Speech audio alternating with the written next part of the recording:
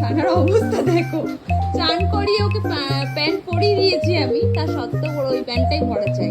পরেছো তো একটা প্যান্ট তুমি, একা একা প্যান্ট পরছে দেখো, একটা পা ঢুকিয়েছে ও।